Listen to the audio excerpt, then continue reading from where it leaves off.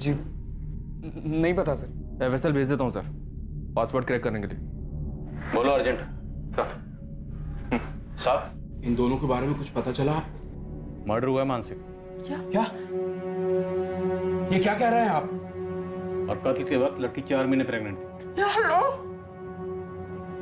फैज के अलावा किसी और पर शक? कोई दूसरा बॉयफ्रेंड रहा हो? और कोई नहीं था। बिरादरी में से किसी को कुछ पता चला हो और गुस्से में कुछ कर दिया हो बिरादरी की इज्जत के खातिर? क्यों राम जी? जी नहीं मैडम, इस फैज को फांसी नहीं, इसको जिंदा जला देना चाहिए। क्या बोल रहे हैं आप? मेरा बेटा किसी का खून नहीं कर सकता। सब गलती की है मेरे बेटे ने, लेकिन वो उससे बहुत प्यार करता था। और अगर इस तरह मार ही डालना होता तो 3 बार उसके साथ भागता नहीं वो। क्या 3 बार? इसके पहले तो मुंबई भागे थे ना, जब वापस लेकर आए थे हमें। उसके पहले भी कहीं भागे थे? मुंबई जाने से पहले एक बार और, उसके 1 साल पहले। दरअसल वो लड़की मानसी मेरे बेटे साहिल की दोस्त थी। क्लासमेट? मेरे बेटे साहिल की दोस्त थी। क्लासमेट थी sir. Happy birthday to you. Happy birthday to you. Happy birthday to you. Happy birthday dear Sahil. Happy birthday. अरे पहली बाइट फैमिली को।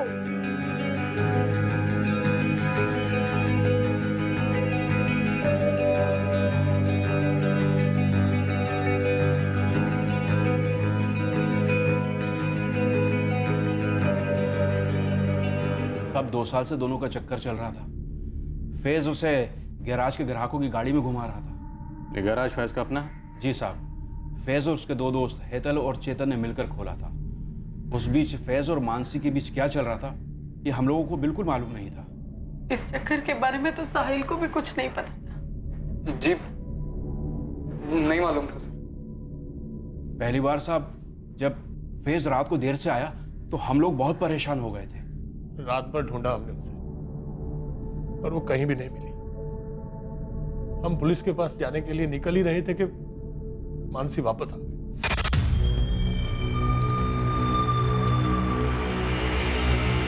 मानसी? कहाँ थी तू रात भर? ऐसे बिना बताए कैसे जा सकती है तू? अरे पापा अंदर तो चलने दो। कितनी शांति से बात कर रही है। और हम लोग पुलिस स्टेशन जा रहे थे। अच्छा नहीं गए आप लोग, मजाक उड़ाते हैं आपका। लेकिन कहाँ थे बेटा तू रात भर? एक फोन तो कर देती ना। अरे मेरे फ़ोन की बैटरी ऑफ हो गई थी, चार्जर नहीं था इसलिए कॉल नहीं कर पाया। तो किसी और के फोन से फोन कर लेते ना भाई। किसी ने पूछा तुझसे? चल अंदर जाओ, सो जा। अरे बेटा तू था कहाँ? यहाँ हम सब, मेरा मतलब है मेरे दिल को कुछ हो जाता तो? तौबा अब्बू, कुछ भी ना बोली। अरे मेरा एक दोस्त है अब्दुल, आप उसे नहीं जानते, तो एकदम से अहमदाबाद ले गया मुझे। उसकी कोर्ट मैरिज थी ना, तो गवाही देने गया था। भाई देने? कोर्ट में? क्यों? कोई दूसरे कौम की लड़की थी? रश्मि नाम है मेरी फ्रेंड का, रश्मि शर्मा। शादी कर रही थी वो अब्दुल शेख के साथ। तू ही मिली थी उसे गवाह बनाने के लिए? अरे पापा वो मेरी बहुत अच्छी फ्रेंड है कंप्यूटर क्लासेस से। देख मानसी, ये तेरी पहली गलती थी, इसलिए हम लोग तुझे माफ कर देते हैं। पर एक बात तो अच्छी तरह से समझ ले कि अगर ऐसा काम दीदी अपनी बेटी भी करती ना और कोई लड़की उसकी गवाह बनती किसी और धर्म के लड़के के साथ में शादी करने के लिए, तो मैं अपनी बेटी और वो लड़की दोनों की खाल खींच लेती। समझे तो? समझा आपकी बात, बट ये अब्दुल कोई गैर कानूनी काम नहीं कर रहा है, तभी तो कोर्ट मैरिज कर रहा है। बाकायदा मियाँ बीवी अपना अपना मजहब मानेंगे। आपको डरने की कोई जरूरत नहीं, मैंने कुछ गलत नहीं किया, और ना ही रश्मि और अब्दुल ने। फैज,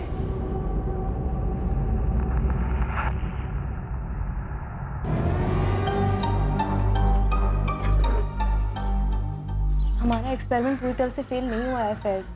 हाँ ये तो एक दिन के लिए था, और अगर हम 5-6 दिन के लिए भागे, तुम्हें क्या लगता है हमारे माँ बाप पुलिस में नहीं जाएंगे?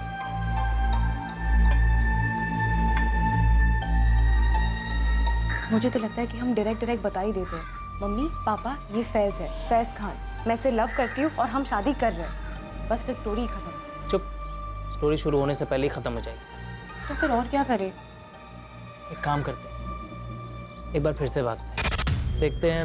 मेरे अम्मी अब्बू और तुम्हारे मम्मी पापा पीछे पड़ते हैं। डन। अभी और जब दूसरी बार भागे तो आप ही लोग 3 दिन में मुंबई से उन्हें ढूंढकर वापस ले आए थे। सब कुछ ठीक ही था, हमें लगा दोनों एक दूसरे को भूल गए, और फिर 4 दिन पहले फिर भाग गए। तो मैंने इससे कहा कि हम पुलिस में गए तो बदनामी हमारी होगी। आखिर लड़की को लेकर हमारा लड़का ही भागा है ना। साहब, मेरा बेटा उस लड़की से बहुत प्यार करता था। जिस लड़की की बात आप कर रही हैं, कत्ल हो चुका उसका। कत्ल के वक्त लड़की 4 महीने प्रेग्नेंट थी। कैसा प्यार था ये? साहब, मैं आपसे कह रही हूँ, वैसे उस लड़की का क्या किसी का कत्ल नहीं कर सकता है। तो फिर मानसी को कौन मार सकता है? आपकी बिरादरी में या खानदान में ऐसा कोई है जो इन दोनों के इस रिश्ते को जानता है और जो इसके सख्त खिलाफ है?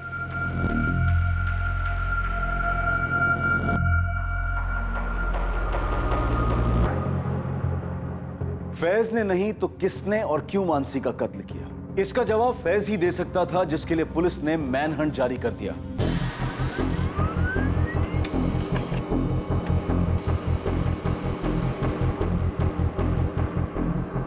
पूरे गुजरात, मुंबई और आसपास के सभी छोटे बड़े शहरों में फैज खान के डिटेल्स भेजे गए। हर मुमकिन खबरी नेटवर्क को एक्टिव किया गया। एक लड़का और एक लड़की जो एक दूसरे से बेहद प्यार करते थे और पहले भी 3 बार भाग चुके थे, वो उसका मर्डर क्यों करेगा?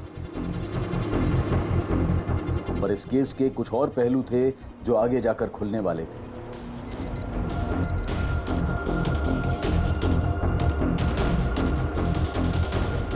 कुछ और खिलाड़ी थे जिनका किरदार उभर कर आना बाकी था।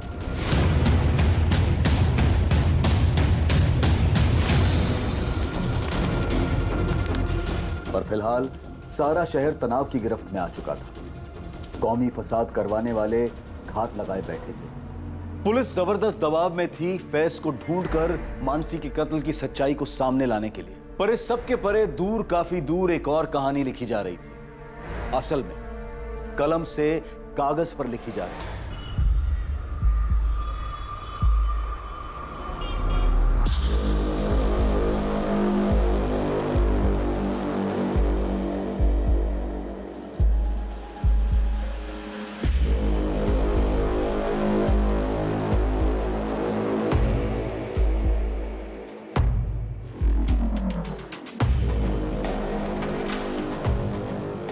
बब्बन, काम ठीक से समझ गए हो ना?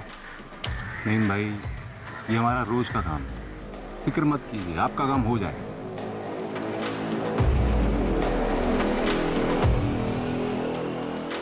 लखन, किसी को कानो कान खबर नहीं होनी चाहिए, और पुलिस को तो बिल्कुल भी नहीं। अरे रामजी भाई, शांति रखो। आपने बोल दिया ना मामला घरेलू है, बस घर तक ही रहेगा। अब ये घरेलू मामला नहीं रहा साहिल। मानसी का मर्डर हुआ और मर्डर के वक्त वो 4 महीने की प्रेग्नेंट थी। तुम्हारे भाई की गर्लफ्रेंड थी। दोस्त तो तुम्हारी भी थी। सर मैं सच कह रहा हूँ, मुझे कुछ नहीं पता। साहिल, तुम 4 महीने पहले में काफी नर्वस दिखाई दे रहे थे। हालत तो अभी भी पतली है तुम्हारी। बोलो, क्या छुपा रहे हो? अरे बोलो, डरो मत, बोलो। सर मैं सच ही कह रहा हूँ, मैं बचपन से ही नर्वस हूँ सर। आप चाहे तो किसी से भी पूछ लीजिए। तुम्हें क्या लगता है मर्डर फैज ने किया? मानसी तुम्हारे भाई फैज की गर्लफ्रेंड थी। जब प्रेग्नेंट हुई तो मार डाला उसने। नहीं नहीं सर, मुझे नहीं लगता भैया ऐसा कुछ भी कर सकते। तुम्हारे कॉल रिकॉर्ड्स आजकल में आने वाले हैं। अगर हमें पता चला कि तुमने कुछ झूठ बोला है या हमसे कुछ छुपाया है तो बॉस, तुम्हारे भाई की कुटाई बाद में होगी। उसका ट्रेलर पहले तुम देखो। अपने दोस्त फैज को बचाने की कोशिश भी मत करना। सच कह रही हूँ, चेतन और हेतल तुम्हारे नटबोल्ट खोले जाएंगे। मैडम, हम खुद परेशान हैं कि फैज कहाँ है और क्या हुआ है उसके साथ में। मैडम, हम पूरे दावे से कह सकते हैं कि फैज ने मानसी का मर्डर नहीं किया है। हमें लगता है कि जात पात के चक्कर में उसका भी किसी ने मर्डर कर दिया है। तो कौन है? नाम लो। डरो मत, हम हैं। किसी का नाम नहीं ले सकते हम, क्योंकि हमें सच में मालूम नहीं है। मालूम नहीं है या डरे हुए हो? डरना है तो हमसे डरो। और जब फैज कांटेक्ट करे तो उसे बता देना कि मासूम है तो बाल भी बांका नहीं होगा। और अगर उसने कुछ किया है तो छुप ले जब तक छुप सकता है। ढूंढ तो हम उसे लेंगे।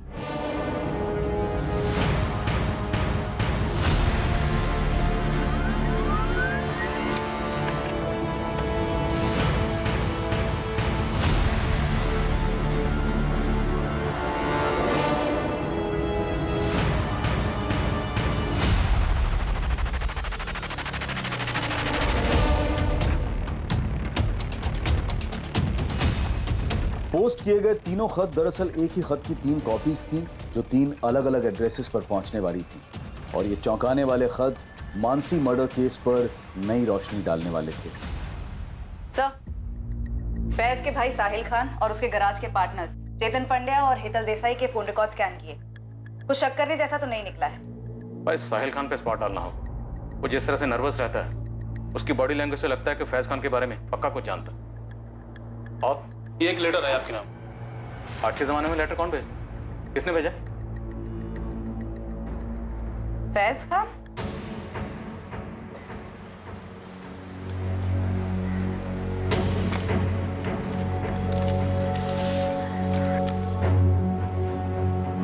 जब तक आप लोगों को ये चिट्ठी मिलेगी, मैं इस दुनिया से जा चुका हूँ। लेकिन जाने के पहले मैं आप सबको एक सच बताना चाहता हूँ। मानसी के साथ मेरा रिश्ता सिर्फ और सिर्फ जिस्मानी था। कम से कम मेरी तरफ से तो उतना ही था। 1 साल पहले जब हम अहमदाबाद गए थे, तब कोई रश्मि और अब्दुल की कोर्ट मैरिज नहीं थी। बस हम दोनों पूरा दिन और रात एक लॉज में थे। मुंबई में भी हम वही करते रहे जिसके लिए हम घर से भागे थे। पर जब पुलिस ने हमें पकड़कर वापस लाया और सभी बड़ों ने मुझे समझाया, तब मैंने सोच लिया था कि अब मुझे मानसी से ब्रेक ऑफ करना है।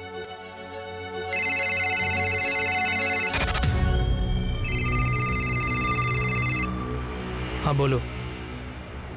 लेकिन मानसी ने मुझ पर एक बॉम्ब डाल दी। ऐसा कैसे हो सकता है? तुमने तो कहा था सेफ है। तो हो गया तो मैं क्या कर सकती हूँ? अब हमें शादी करनी होगी फैज। हम अहमदाबाद चले जाते, कोर्ट मैरिज कर लेते कल ही। शादी कोई इंस्टेंट कॉफी नहीं है कि बस कर ली। उस दिन लॉज रूम में तुमने ये सब नहीं सोचा था? जो भी हुआ वो हम दोनों की मर्जी से हुआ। मैंने कोई जोर जबरदस्ती नहीं की थी तुम पे। तो शादी करना तुम्हारी मर्जी नहीं है? इतना सब कुछ हो गया और सब बड़ों ने भी समझाया। मानसी, मुझे लगता है हम दोनों की भलाई इसी में है कि हम अब अलग हो जाएं। देखो, तुम इस बच्चे को अबॉर्ट कर दो, जो भी खर्चा आएगा मैं पे करूंगा। फैज, या तो कल सुबह तुम अहमदाबाद में मुझसे शादी करोगे, या फिर कल सुबह मैं पुलिस में जाके तुम पे किडनैपिंग और रेप का केस ठोक दूंगी, समझे? फिर देखो कैसे पे करोगे। मानसी, पिछले 2 बार की तरह मैं आज रात को भी 3 बजे निकलूंगी। तुम मुझे हाईवे पे मिलना, और अभी इसी वक्त अहमदाबाद के किसी लॉयर को हमारी शादी के लिए अरेंज कर लेना, वरना तुम बहुत पछताओगे फैज।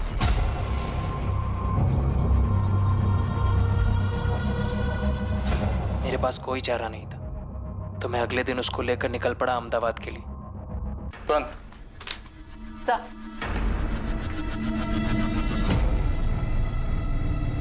अब तो पुलिस को भी कोई शक नहीं होना चाहिए कि हमारी मानसी को इस फैज ने ही मार डाला।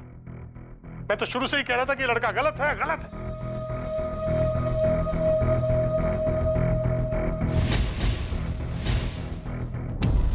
अल्लाह, ये क्या कर दिया फैज तूने? क्या कर दिया? नहीं, फैज ने क्या कर लिया?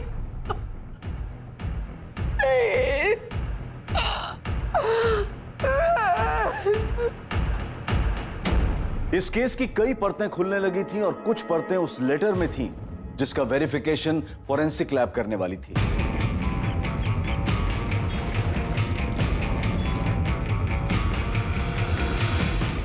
दूसरी ओर दिल्ली पुलिस ने फैज को लावारिस लाशों में ढूंढा पर उनके हाथ कुछ नहीं लगा।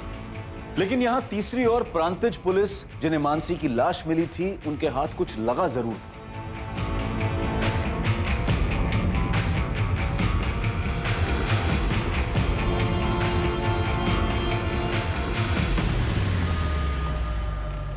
सर, ये जंगल के बाहर का सीसीटीवी जहाँ से उस रात को ये गाड़ी गुजरी, और यहीं से लगभग 1 किलोमीटर अंदर हमें मानसी की जली हुई लाश मिली थी। पोस्टमार्टम रिपोर्ट भी यही कहती है कि लाश रात को 1 से 1.5 के बीच चली थी, और ये कार 1:33 पर वहाँ से निकली। हो सकता है कि इस कार में मानसी की लाश लाई गई हो और ये आदमी फैज से कनेक्टेड हो। जाला, इस कार को ट्रेस करो। वैसे भी हमें काफ़ी देर हो चुकी है, काश ये फुटेज हमें काफ़ी पहले मिल गई होती। यहां प्रांतिज पुलिस को एक रहस्यमयी गाड़ी की लीड मिली और वहां हिम्मतनगर पुलिस के हाथ भी एक बहुत बड़ा सुराग लगा जब फाइनली फैज के सेल फोन के पासवर्ड को क्रैक कर लिया गया। और अब सामने आया एक चौंकाने वाला नया angle. Happy birthday, dear Sahil.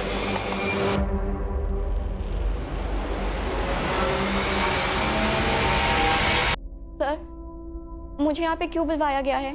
तुम्हें हमने नहीं, फैज ने बुलाया। फैज ने? हाँ शालू, हमने फैज के फ़ोन का पासवर्ड क्रैक किया। उसमें से हमें ऐसी बहुत सी चीज़ें मिली जो तुम्हें मालूम थी, पर तुम तो सामने आई नहीं बताने के लिए। लेकिन फिर भी ये सामने आ गया। तुम्हारे और फैज के बीच में एक्सचेंज हुए मैसेजेस, रोजाना मैसेजिंग होती थी और ढेरों कॉल्स भी। हाँ सर, पर हमारे पीछे ऐसा कुछ नहीं था। मेरा मतलब फैज की तरफ से ऐसा कुछ नहीं था। तो तुम्हारी तरफ से था शालू? हाँ मैम, मैं फैज को लाइक करती थी और वो सिर्फ मानसी को ही लाइक करता था। वो तुम्हारे मैसेजेस से जाहिर होता है, पर फिर भी वो तुमसे सब कुछ शेयर करता था। तो वो सिर्फ एक दोस्त के नाते करता था। फैज ने तुम्हें एक मैसेज भेजा था जिसमें उसने लिखा है कि मेरे और मानसी के रिलेशनशिप को सबसे बड़ा खतरा हमारे पेरेंट्स से तो है ही, लेकिन एक और खतरा है, और वो है मेरे छोटे भाई साहिल से। तो क्या वाकई उनके रिलेशन को साहिल से खतरा था? हाँ, मुझे फैज ने बताया था।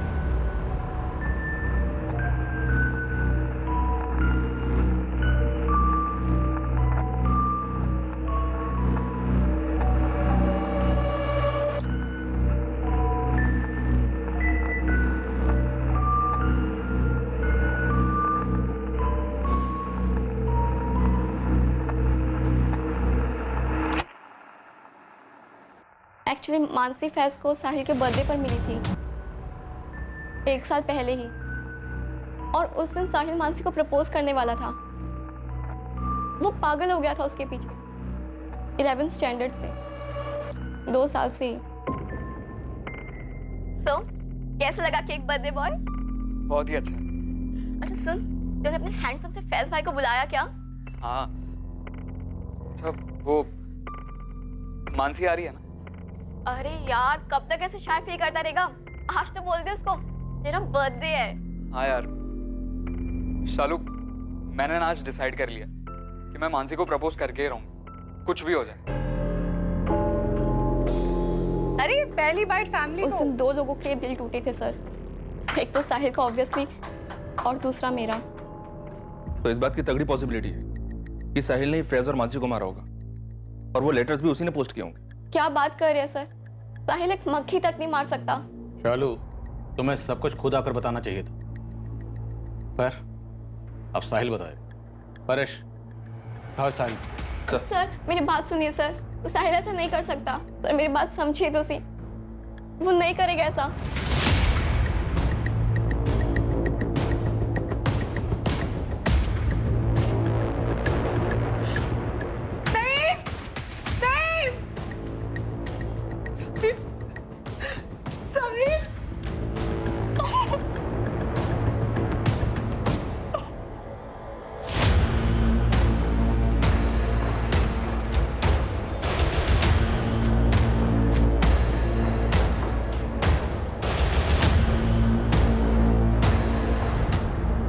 क्या ढूंढ रहे आप? देखिए, मुझे जानने का हक है।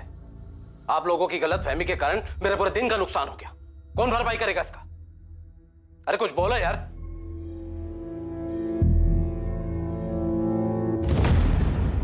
क्या है ये? रात में मेरी गाड़ी बस रास्ते से गुजर रही है, और क्या? ये उस रात की फुटेज है जब जंगल में एक औरत की लाश ठिकाने लगाई गई थी। तो मैंने ठिकाने लगाई? तुम्हारी गाड़ी गुजरी जंगल से, शॉर्टकट रास्ता है। मेरे अलावा वहां से हजारों लाखों गाड़ियां गुजरती है और गुजरती भी रहेंगी। उस रात तुम क्या कर रहे थे वहां पर? रंजीत ने मेरी बेटी का घर है, नादी का जन्मदिन था, हिम्मतनगर से वापस आ रहा था और आप यहां पर बैठकर लाश वाश की बात कर रहे हैं। सर, गाड़ी में कुछ नहीं मिला सर। ठीक है, तुम जा सकते हो। खाली पीली टाइम खोटी करके रख दिया है। बेकार में कुछ ज्यादा नहीं चिल्ला रहा था ये? चोर की दाढ़ी में तिनका। सर, इस अरविंद पारी के पीछे खबरें लगा था। साहिल कहाँ है? साहब, हम बोल तो रहे, हमें नहीं मालूम। नहीं, तुम्हें अल्लाह का वास्ता, हम एक बेटा खो चुके हैं, दूसरा नहीं खोना चाहते। लेटर इन्हें दे दो, दे दो।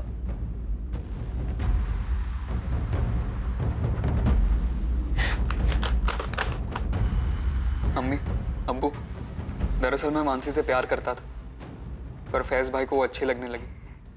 मुझे इस बात से बहुत तकलीफ थी। मुझे पता चला था कि मानसी भी घर से गायब थी। ठीक तभी जब फैज भैया गायब हुए थे, मैंने 2 और 2 साथ में जोड़ लिया कि भाई और मानसी साथ में ही गायब हुआ होंगे। और मैंने भाई से पूछा, कल दिन भर और रात भर आप मानसी के साथ थे ना? हाँ तो मम्मी अब्बू को बोलेगा, चुगली करेगा मेरी? मानसी मेरी गर्लफ्रेंड है, तुझे प्रॉब्लम है इससे? हाँ है प्रॉब्लम, क्योंकि मैं भी लाइक करता हूँ उसे 2 साल से। अबे ढक्कन, पहले क्यों नहीं बताया? आपको सब पता था। मैं दिन भर उसके बारे में बातें करता था। मेरे बर्थडे पे भी पहला केक मैंने उसे खिलाया था। आपको सब पता था। देख, अशकानी बातें मत।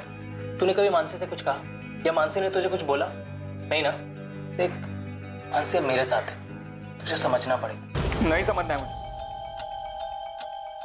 देखो भाई, अगर आपने मानसी के साथ कुछ भी गलत किया ना, तो मैं मार डालूंगा आपको और फिर खुद को। इसमें हम क्या कर सकते हैं सर?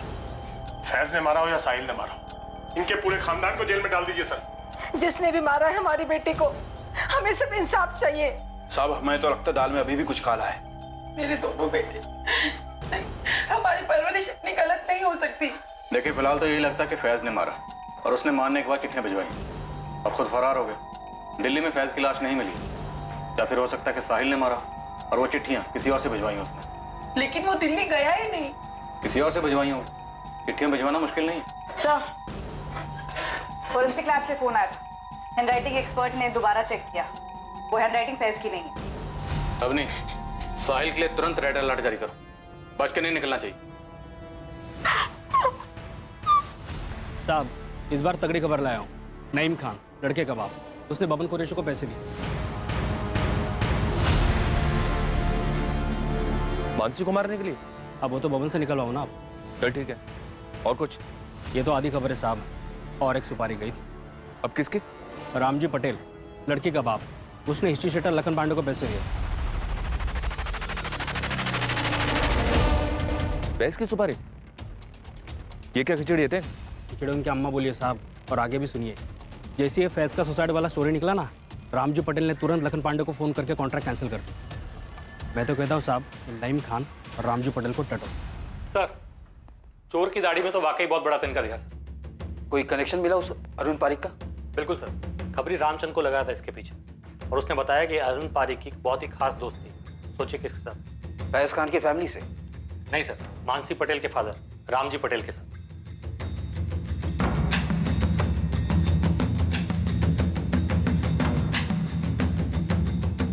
तो इस रामजी पटेल ने अरविंद पारिक के जरिए अपनी बेटी को मरवाया?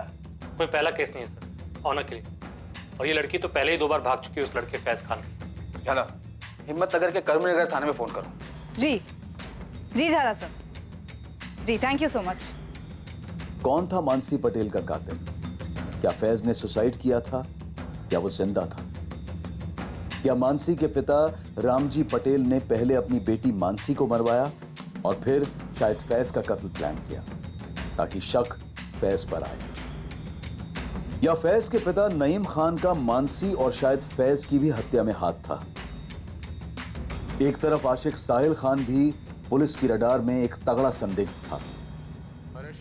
यह संभावना भी कमजोर नहीं थी कि फैज ने ही मानसी को मार डाला था और किसी और से लेटर लिखवाकर फरार हो गया था। परेश सर, ये दोनों हिस्ट्री शीटर्स पांडे और कुरैशी, जिसको नईम खान और रामजी पटेल ने सुपारी दी थी, दोनों के पीछे लग जाओ। सर, अब नहीं सर, साहिल खान, तुम्हें जो करना है करो, लेकिन ये साहिल खान मुझे आज के आज अपने कैबिन में चाहिए। जी सर। हाँ बोलिए तेन। इधर में हो मैडम, और वो आपका साहिल खान भी इधर ही है। वड़ा पाव वाले टिप दिया था मेरे को। पता कर कहाँ रह रहा है और पीछा कर, मैं पहुंच रही हूँ। जी मैडम।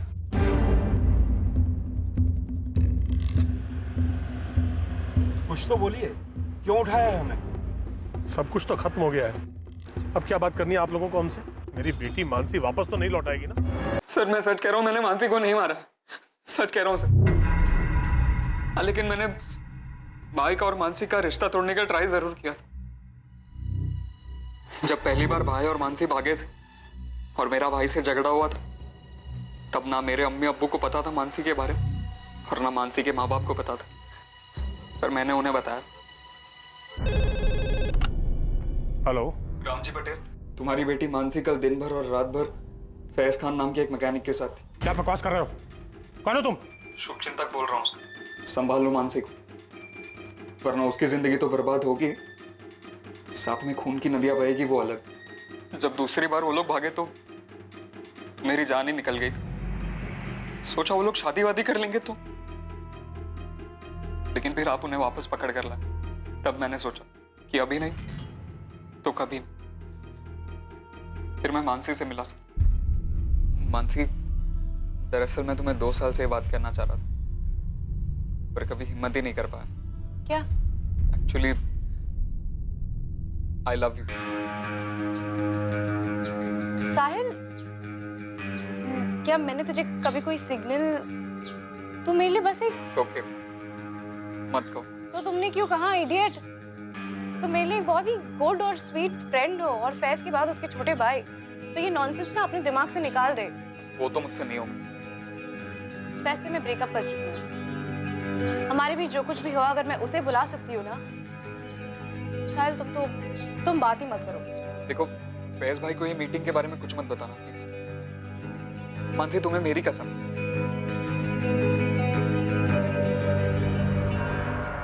ऑब्वियसली मुझे नहीं पता था कि वो प्रेग्नेंट, और भाई के साथ ब्रेकअप करने वाली बात वो भी झूठी थी। 2 महीने बाद वो लोग तीसरी बार भागे, और फिर ये न्यूज आई।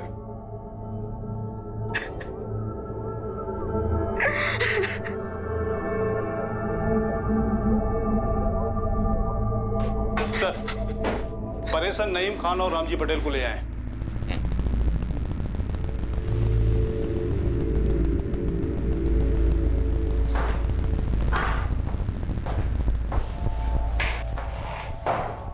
साहब, मैंने बब्बन को पैसे दिए थे, लेकिन मानसी को ढूंढने के, ताकि ये लोग मेरे फैज के साथ कुछ करना दे।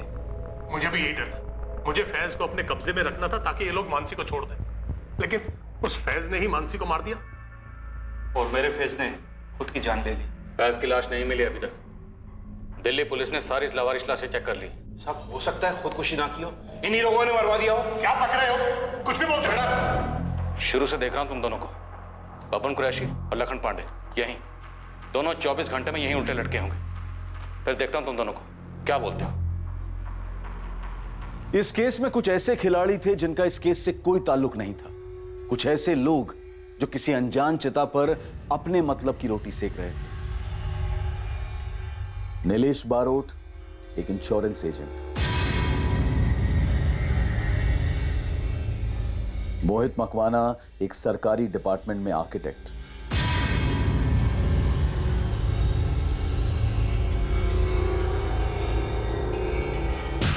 और रुचिका एक हाउसवाइफ।